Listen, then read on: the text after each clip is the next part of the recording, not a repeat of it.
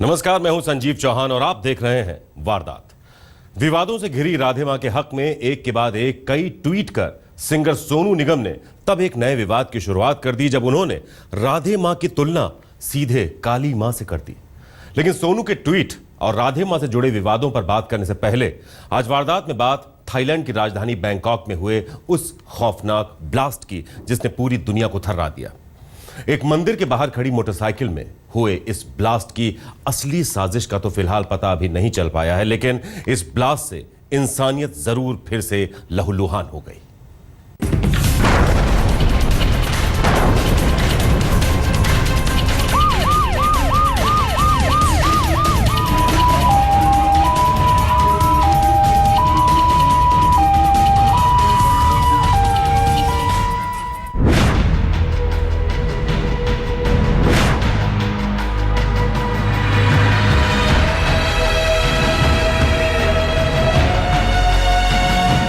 जिंदगी अपनी रफ्तार से चल रही थी।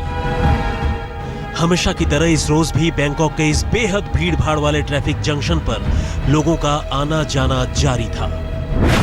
लेकिन तभी जैसे ही घड़ी की सुइयों ने शाम के 6:55 और 55 सेकंड का वक्त दिखाया, एक जोरदार धमाके के साथ बीच सड़क पर आग का गोला उठा और अगले ही पल वहां मौजूद बहुत से लोग चीथड़ों में तब्दील होकर सड़क पर बिखर गए। अब चारों ओर अफरा तफरी थी, चीख पुकार का माहौल था। मौका वारदात का ये मंजर ही ये बताने के लिए काफी है कि इस धमाके के बिल्कुल करीब रहे लोगों की हालत क्या हुई।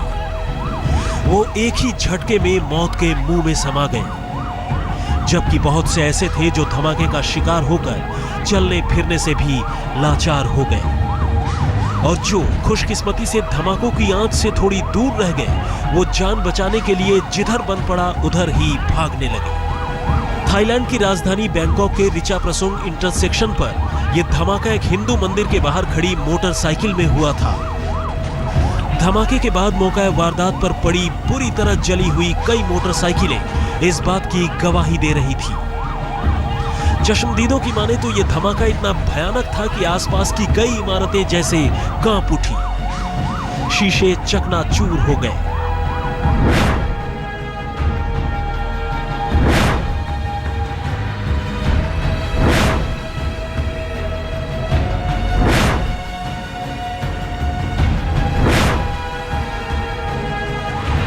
इस भयानक धमाके के साथ ही देश की पुलिस के साथ साथ तमाम सुरक्षा एजेंसियां भी अपने पंजों पर आ गई। फौरन मौका वारदात से राहत और बचाव अभियान की शुरुआत की गई और साथ ही धमाके की वजहों को भी तलाशे जाने का काम शुरू कर दिया गया। लेकिन इसी कोशिश में तब पुलिस को फिर से झटका लगा जब उन्हें इरावन मंदिर के अंदर और एक टैक्सी में 2 और बम मिले, जिन्हें सुरक्षा कर्मियों ने फौरन डिफ्यूज कर दिया।